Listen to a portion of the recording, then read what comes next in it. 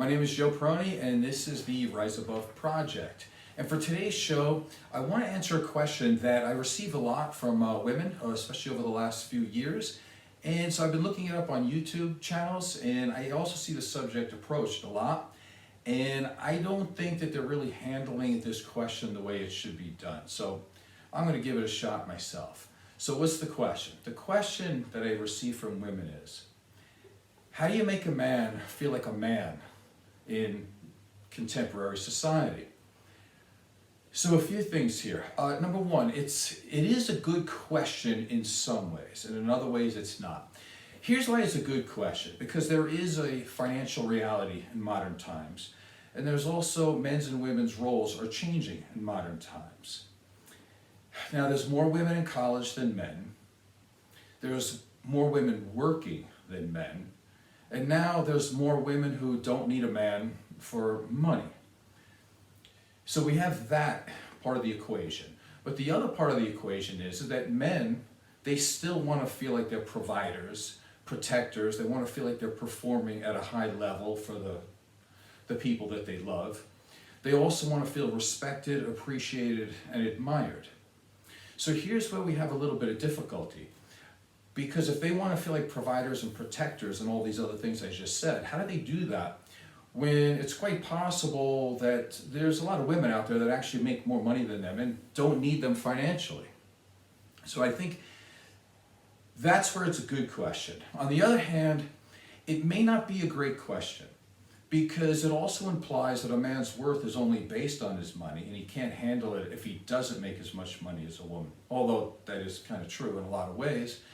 But it also implies that a woman might have to be less of herself or make herself shine less in order to attract a man.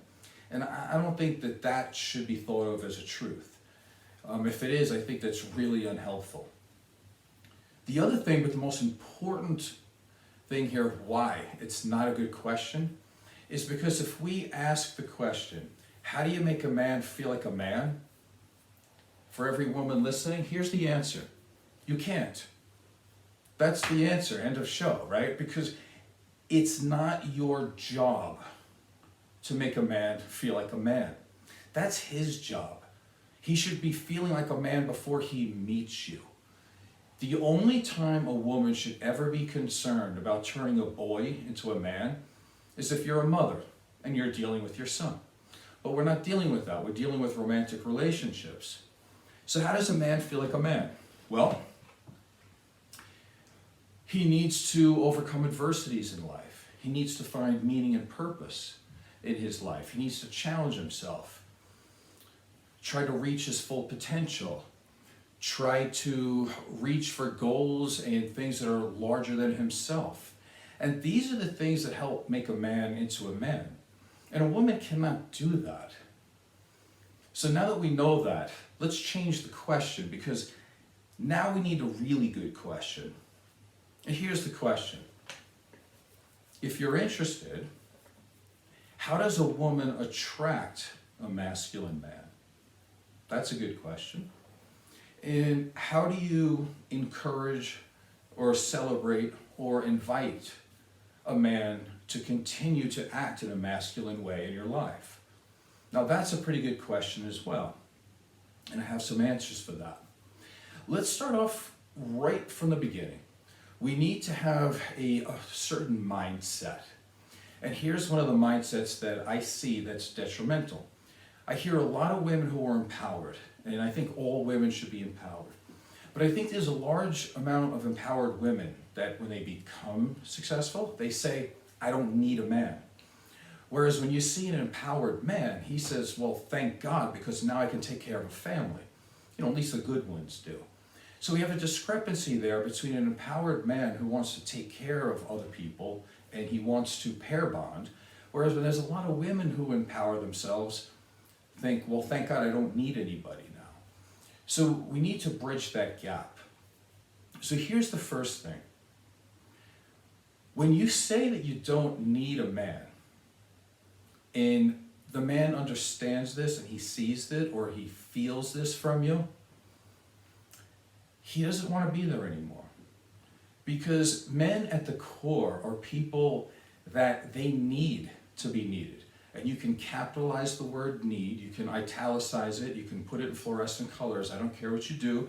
I know we talk about being, needing something as being weak, but I can tell you, I don't know any masculine men that don't feel the need to be needed.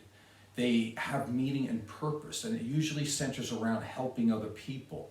Whether we're talking about policemen, firemen, you name it. We can talk about like the 2.2 million people that have died in wars, at least just in America alone, in order to keep people free or safe.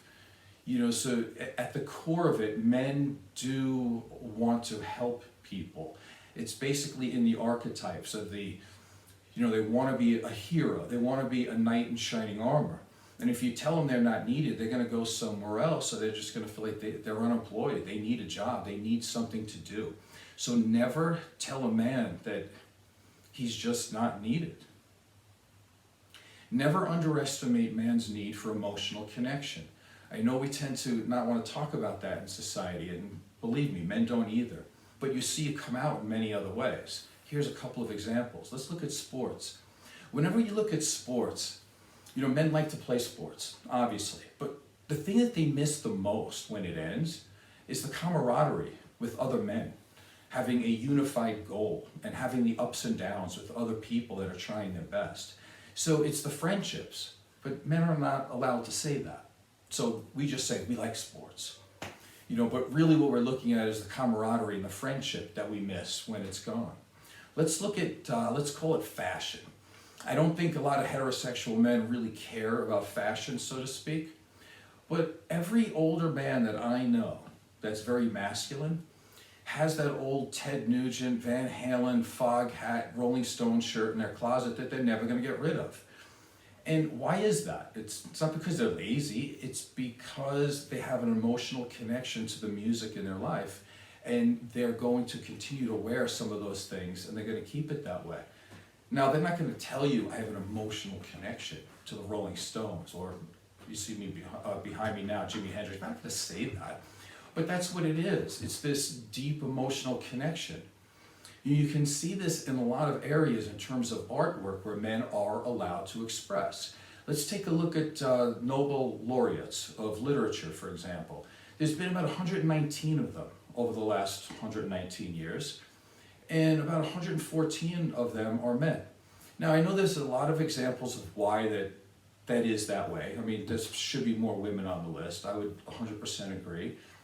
But be that as it may, it's partial proof that men, given the right circumstances, when it's socially acceptable, are amazing at being able to express emotion. So if a man wants to be a man and to be able to have full access to all his emotions, where is he going to do that in life? Almost nowhere. So he wants to have that with his partner, and there's no money involved. So how do you do this to attract that masculine guy who's looking for that one person to be able to talk to and to be listened to and to have it reciprocal? Well, what we're looking here is, what does the man need? He needs an empathetic, compassionate, non-judgmental space to express himself. And that's really it. But don't we all need that?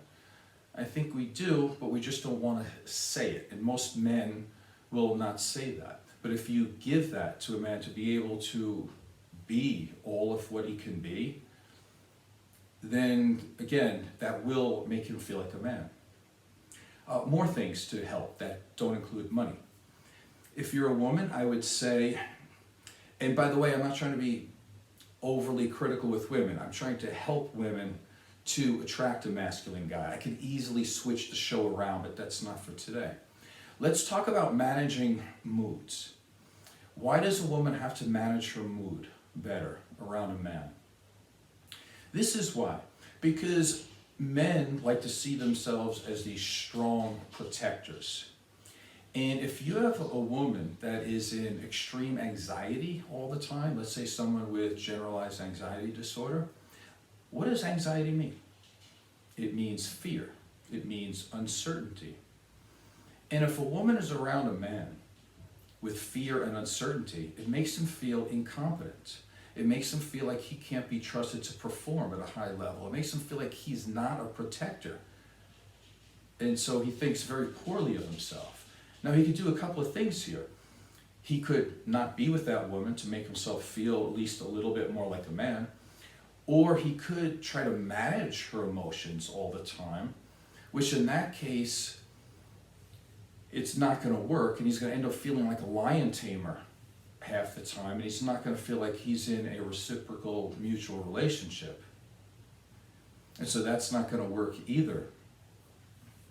Or he could just disassociate and stay in the relationship.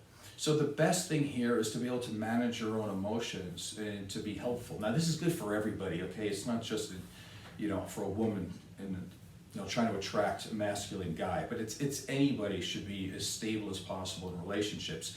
But this is something that really, really hurts men to the core. Because if a man is continuously feel like he's trying to manage the emotions of the person he loves, he feels like he's begging for respect somehow, because he would assume that if he is the strong protector that he believes himself or he wants himself to be, she would be calm and peaceful. So he takes it very personally. Let's move on. Men from a very young age are told that you need to find meaning and purpose and you need to be somebody in your life. And so men tend to stuff their emotions down and to be able to actually do certain actions that are very, very difficult in life. And they tend to be very individualistic and not too much into interpersonal communications. So if you find a masculine man, what you're going to find is someone who is very much of an individual who, if he's successful, what he really is looking for is somebody to celebrate who he is, to be somewhat of a cheerleader. Not somewhat, actually he wants a cheerleader. He wants somebody to support him in what he's doing. It would be outrageous to think that anybody who's really good at anything, like a famous musician, you can get a fireman, a policeman, whatever, an electrician, he doesn't want to come home to somebody second guessing his work, or if he's good at it or not, or if he's worth it. He doesn't want that. He doesn't want to be nagged. He doesn't want to be criticized. He doesn't want to be put down. He doesn't want to be judged, because when you walk through that doorway into your house, it should be a place of peace. And if you're doing the best you can and you've done your whole life to get to where you are, your partner should be probably your number one fan and supporter. They shouldn't be putting you down in any way. And you can see this in a lot of the Gottman principles, such as, don't condemn your partner, don't criticize your partner. These things are extremely, extremely destructive. I understand that opinions are great, everybody has them, but in terms of a loving relationship, there's really no need to constantly argue and challenge your partner or fight for the right to be right. Men can get that out in the world all the time in business.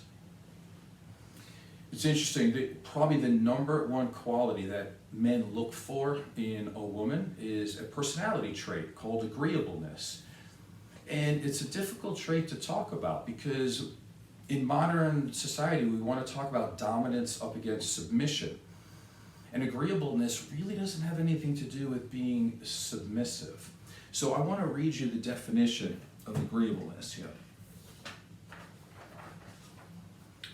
Agreeable individuals place greater value on their interpersonal relationships, are more motivated to maintain these relationships, are more pro-social, cooperative, hard word to say, and they are helpful. So you can see here, if you have more of a care about maintaining a good relationship and being pro-social and being helpful, it doesn't mean submissive. I look at this in a couple of different ways. I was looking over some people to give it as an example. Let's look at somebody like Marilyn Monroe, who made a lot of money, but nobody would ever look at her and think that she doesn't know how to make a man feel like a man, right? So she was able to do that. Now, she was married to Joe DiMaggio. Now, it only lasted 9 months, and one of the reasons why is this. Joe DiMaggio was an old school Italian guy that wanted Marilyn Monroe not to pose for these pictures anymore and wanted to make a housewife out of her. So again, how is that going to work? So it works for men and women. she was a model, she was an actress. You can't take her and tell her what to do and how to live and how to run her job, and that she needed to change her whole profession. That didn't work, and it doesn't work with men either. So really what we're looking for, I forgot who said it, maybe it was Nietzsche, but a good relationship should be a friendship that's on fire. It's incredible love and support and care and just applauding your partner and not trying to put them down in any way. There's really no need for intense arguing and putting people down. And just to not belabor the point, but I want to bring this out because this has been a thought for a very long time. Actually, I pulled this from the Bible, if you can believe it. This is Proverbs 21:9, I believe it is.